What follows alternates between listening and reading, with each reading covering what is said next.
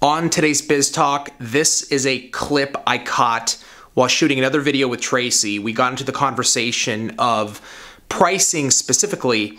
If you're new, how do you determine what to charge? How do you set your pricing? This is a question I've seen come through on YouTube and Instagram quite a bit. And I asked Tracy about it and we got some really good pointers on what to do.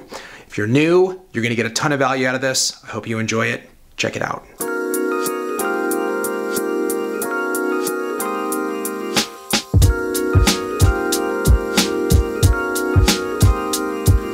Trace, have you seen the,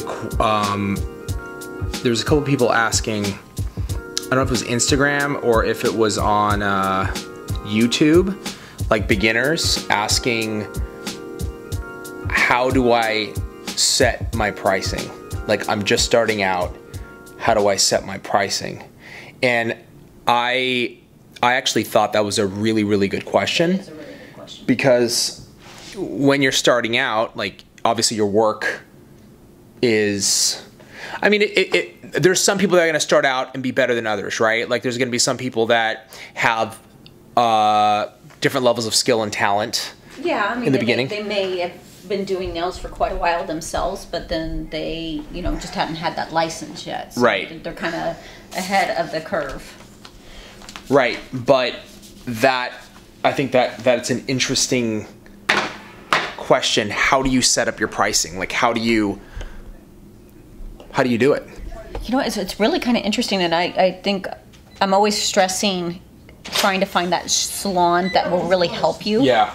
And a lot of times those owners are going to tell you what they really feel you should be charging at that moment. Even if you're a booth renter, they'll kind of give you an idea of like what, let's call it a junior nail tech versus a senior nail tech should be charging. I would say if you're going to be charging anything, you need to be practicing and you need to get your skills up. What should be maybe dictating the price is maybe how long it's taking you. So maybe it's taking you twice as long as it would a normal tech, but your nails still look good because you're taking your time. So, maybe that's more like instead of a $90 service, maybe at first it's only $45, $50 service. Still good money because you should be getting paid.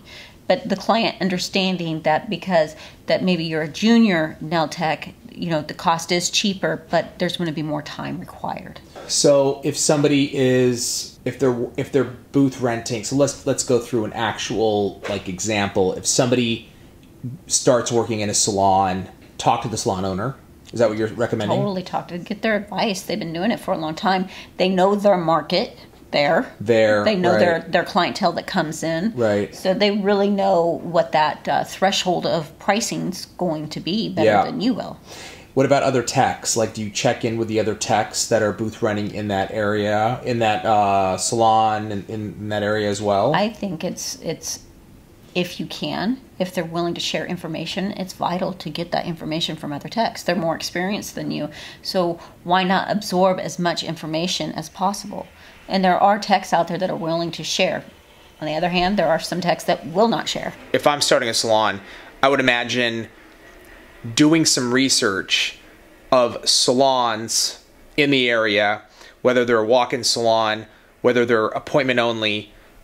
I mean, shouldn't you check and do some research to see what is the market pricing? Like, absolutely. Kind of, right? You should know, I don't care how experienced you are, you should know what that is. What that is. Right. I always did. Because I wanted to be maybe not the most expensive, but I always wanted to be at the top. Yeah. And that's a really good way to find out where to start. I always, there was a time that I moved away, got rid of my salon, sold my salon, moved away, ended up getting my salon back. I came back and I found out my clients were paying more money. Now that was lesson learned. I should have been looking around and seeing what everybody else, I had stopped doing that for a while. So I come back and they're like, oh yeah, we've been paying this. And it's like $15 more than I was charging. So time to raise the prices. Right, right.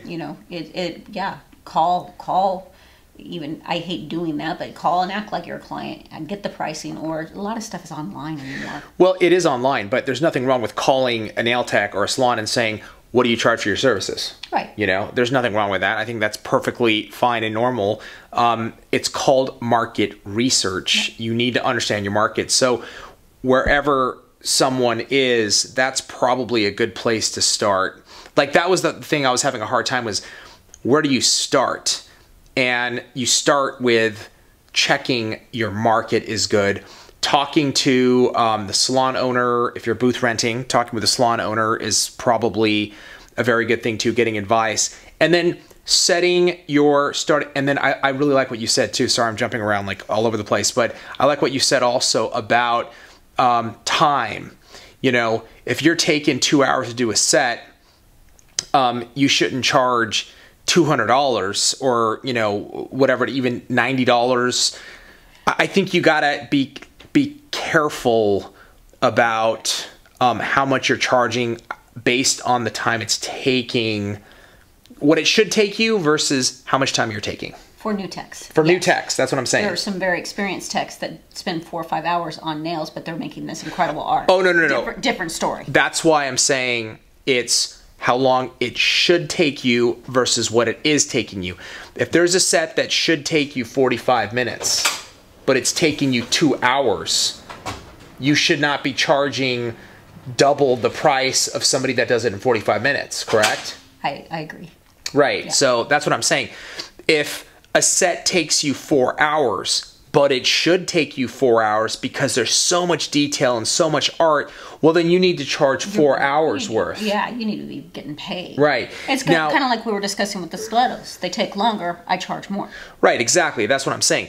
If a set takes you 4 hours, but it should take you 1, well, you shouldn't be charging, right. You know. And what I really recommend is get those friends, get your family in, and practice. Because you'll be surprised. I mean, I started out, my first full set was like 4 hours. Yeah, it makes sense. And I think we've discussed that before. And, you know, the more practice, before you know it's 2. And before you know it's an hour and a half. And then all of a sudden you look at the clock and you're like, holy crap, I did a set in an hour. Right. You know, you shock yourself. But that you got to have that practice. So get that friends and family, because I'd rather you spending your longer times on them. So when you get a regular client, you'll be going faster and you can raise those prices sooner. Get that experience starting out with friends and family.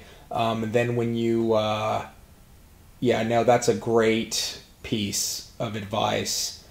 If you want to understand where you should start with pricing, a couple things we just talked about, which I like. Number 1, check your market.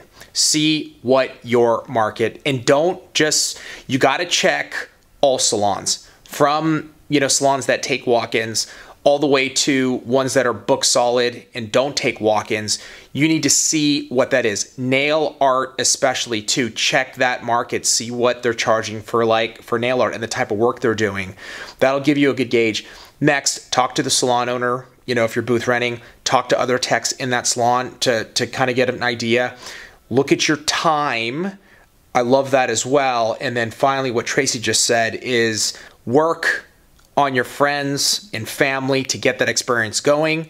And that way, when you start working on like the general public, you're going to be a lot faster. It's a great way to get your time down, right? Absolutely. Love it.